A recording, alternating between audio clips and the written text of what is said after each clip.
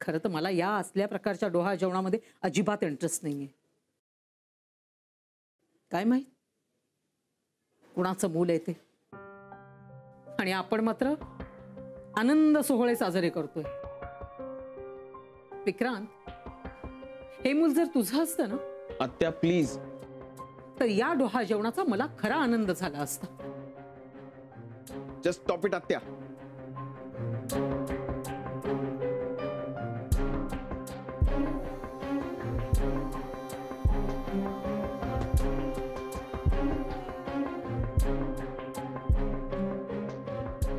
मला हे पुन्हा पुन्हा ऐकायचं नाहीये. आणि कितीही विसरायचं म्हटलं तरी मनात पुन्हा पुन्हा तेच येतं. आत्या, आपण आपल्या मनाला समजावतो, पटवून सांगतो, म्हणजे नेमकं काय करतो? त्याला काही वेळासाठी गप्प बसवतो आणि मन गप्प बसतंही. काही वेळेला आपण सगळेच एकमेकांसाठी समजूतदार असतो, पण घटनाच अशा घडायला लागतात की आपलं मनच आपल्याला सांगायला लागतं की मला हे पटत नाहीये, पटत नाहीये. आणि माझं तसंच झालंय. आय एम सॉरी आत्या, पण मग तुझ्या मनाच्या ह्या हाका प्लीज तू तुझ्यापर्यंतच ठेव. त्या मला नको सांगू. खूप पुढे आलोय आपण सगळे आत्या, खूप पुढे. आता परत परत मागे वळून गाडी कुठल्या खड्ड्यातून गेली हे नाही पाहू शकत. Thank God. नाही, तो खड्डा आहे हे तरी पटलंय तुला. विक्रांत, तू माझ्यावर चीड किंवा रागव, चालेल मला.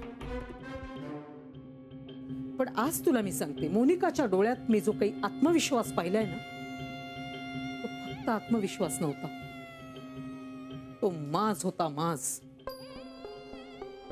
या सगळ्यातनं सही सलामत सुटण्याचा. सही सलामत. मग काय, तू मात्र अडकत गेलास तिने रचलेल्या एकेका सापळ्यात. आज तिने तिचे रंग दाखवायला सुरुवात केलेली आहे आणि आपण मात्र काहीही करू शकत नाही.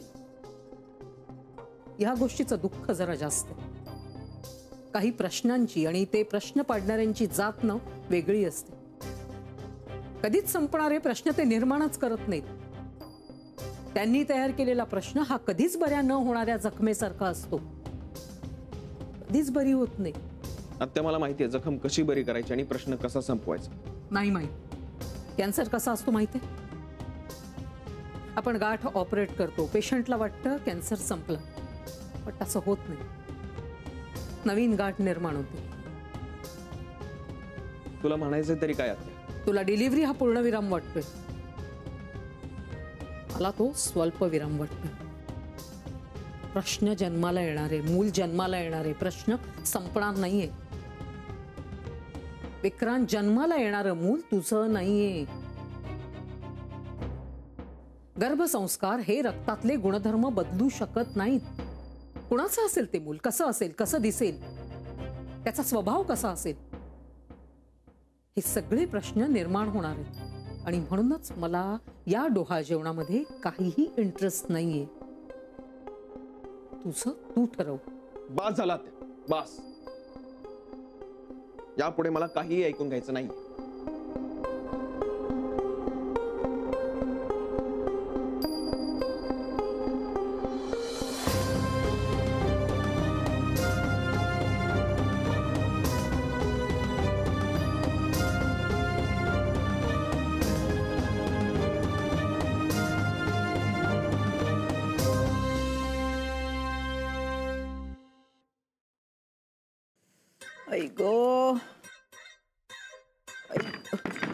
हळू हळू, लोक जागे होती.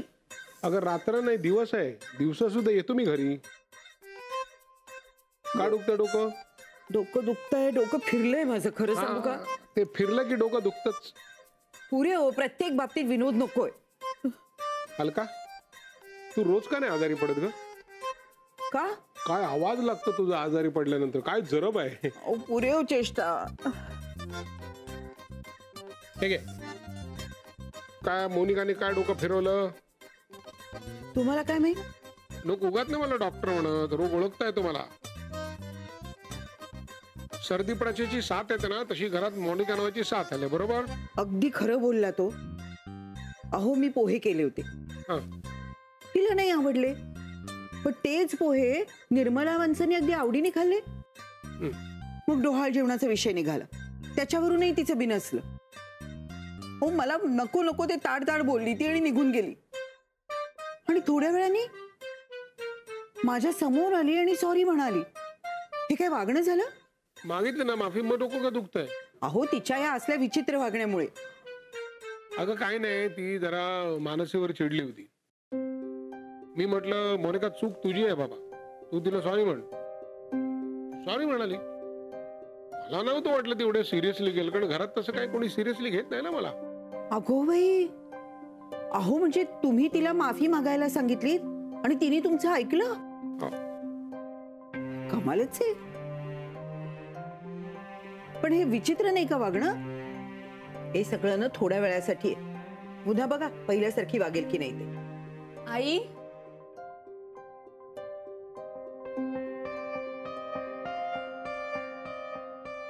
आई येऊ का? अगं ये ना.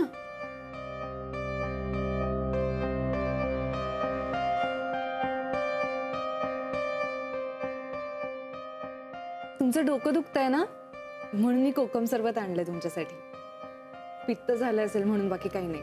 बरं वाटेल तुम्हाला, घ्या. बाबा तुमच्यासाठी आणू? नाही नाही, माझं कशाने पित्त चढत नाही. मी बरं तुला सांगितलेलं ते काम केलंस? काय बाबा? ते सॉरी म्हण. ओ नाही, मी नाही बोलले अजून मानसीशी फोनवर. थोड्या वेळाने बोलेन मी. लवकर म्हणून टाक तिला. बरं वाटतं ना? थोडं थोडं. शाबास, बेस्ट ऑफ लक. थँक्यू. आई, तुम्हाला अजून काही लागलं तर सांगा, मी घेऊन येईन तुमच्यासाठी. आलेच.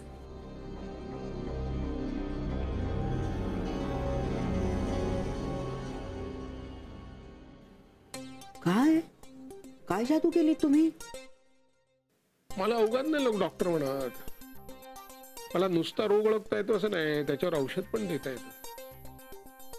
चला, काम पडलेत मला. निघतो मी.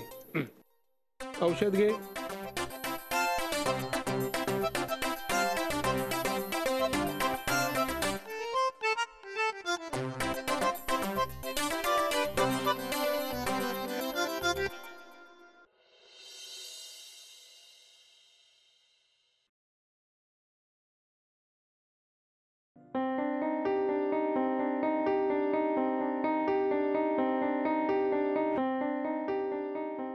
हे जर तुझं मूल असतं ना, तर मला या डोहाळ जेवणाचा जास्त आनंद झाला असता.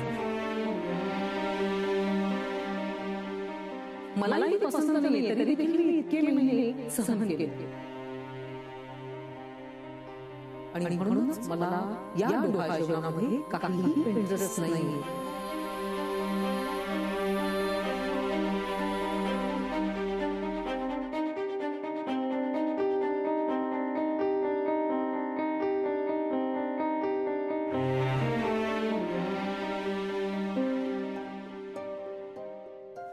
Sir, excuse me sir.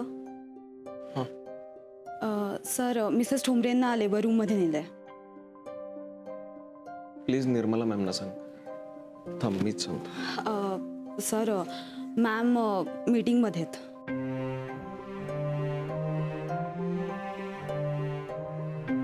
ठीक आहे, मी आलोच. तुम्ही तयारीला लागा. ओके.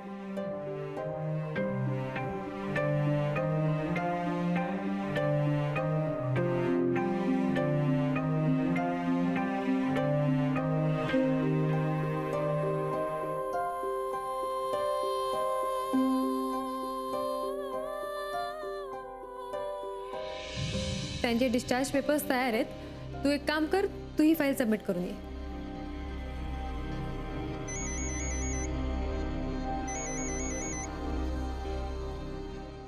बोल ताई. तुला निरोप द्यायचा होता. बोल ना. पुढच्या शनिवारी डोहाळ जेवण ठरतंय, मदतीला येशील असं सगळ्यांचं म्हणणं आहे. बरं.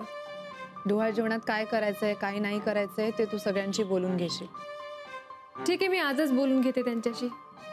ऑफकोर्स, म्हणजे हॉस्पिटलच्या कामांमधनं तुला वेळ मिळाला तर हे सगळं कर. ठीक आहे. तू तू कशी आहेस? ओके. मनू,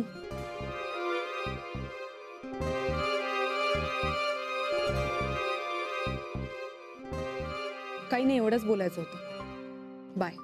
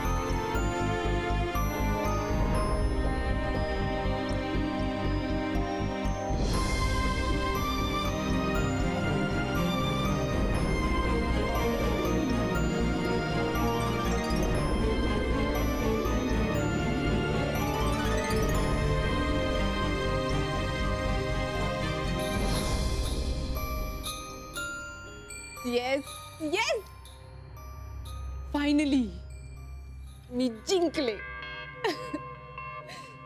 नेक्स्ट सॅटर्डेला आमच्याकडे बेबी शावर आहे. आय मीन डोहाळ जेवण. वाव, ही पेपर खरंच? बाय द वेस मोनिका, आमचं काय? तुमचं काय म्हणजे? असं का विचारताय? यार मोनिका प्लीज माइंड मत करना, बट मधुरा सही बोल रही है. पता नहीं, मतलब तुम्हारे घर वालों को हमारा आना कितना अच्छा लगेगा. अरे कम ऑन यार, तुम्ही माझ्या मैत्रिणी आहात. तुम्हाला अडवणारे ते कोण? हे बघा, मला काहीच माहिती नाहीये. तुम्हाला सगळ्यांना यायचंय म्हणजे यायचंय, दॅट्स इट. ओके ओके, चलो ठीक आहे, पण झालं ना शेवटी तुझ्या मनासारखं? अजून तरी नाही. अरे यार, जोवर तुम्ही माझ्या डोहाळ जेवणात येऊन धमाल करत नाही तोवर काय मजा येणार आहे? हा, आय नो, त्यांच्यासाठी ते टिपिकल डोहाळ जेवण असणार आहे, पण माझ्यासाठी तुम्ही सगळ्या असल्यावर ती पार्टी असणार आहे. ओके? Yes yes. अच्छा चल, ठेवते मी फोन. Bye bye.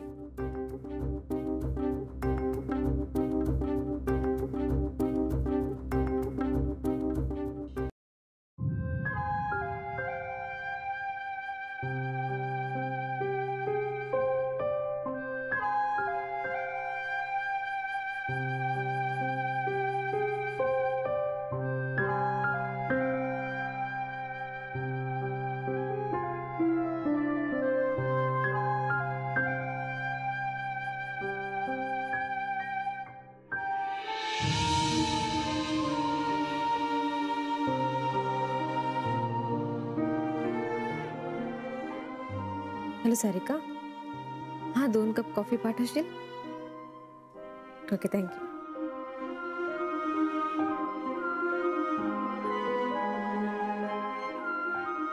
कशी झाली डिलिव्हरी? चांगली झाली.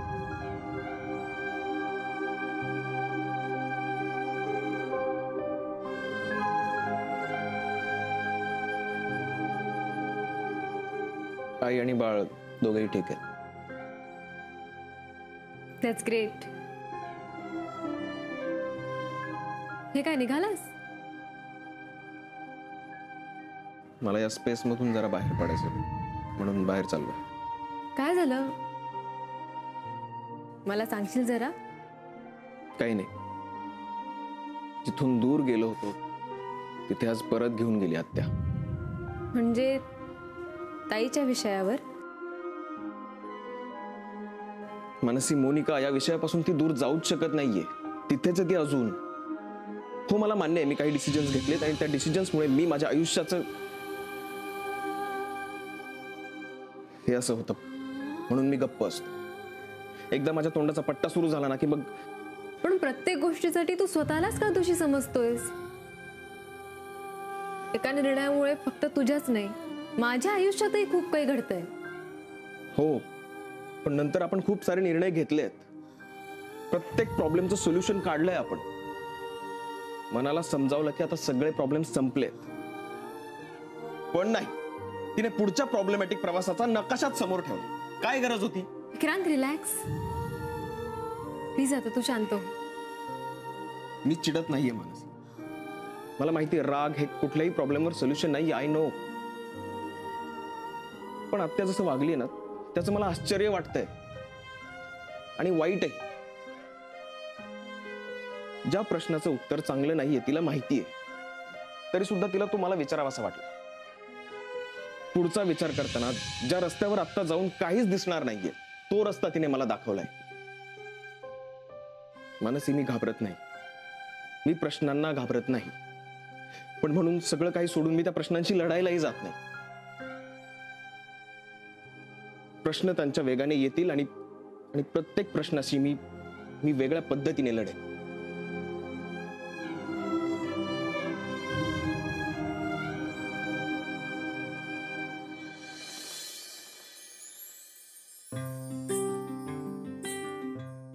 मी नाही, आपण.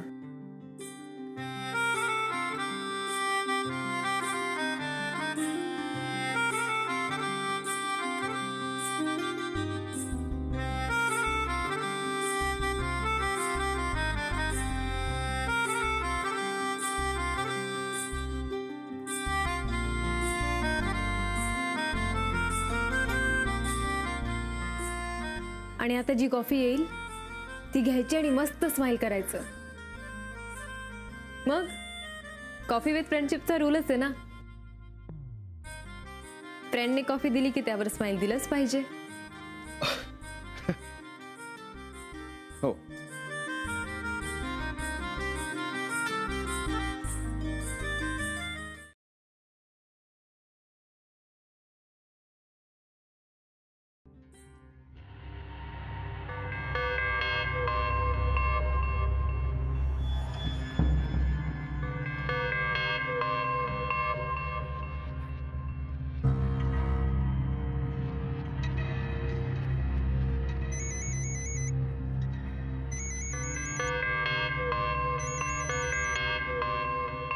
हॅलो. हॅलो मोनिका, एक तुला सॉलिड गुड न्यूज द्यायची. बोल. रिचा येते.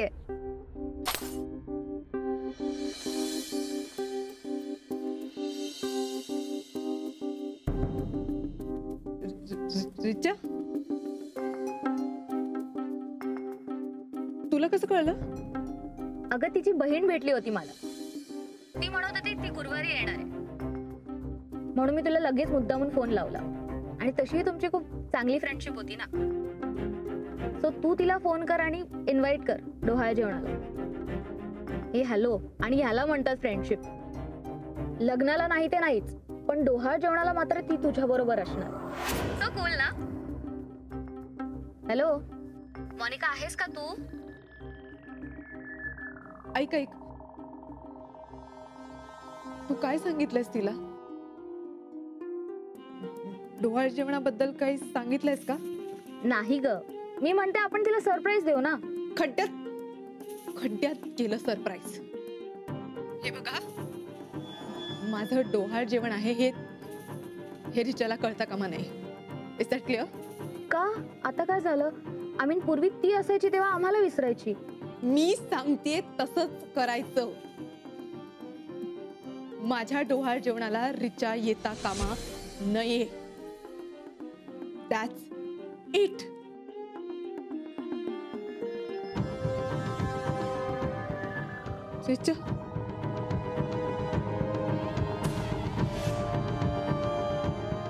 रिचा, नको यायला यार.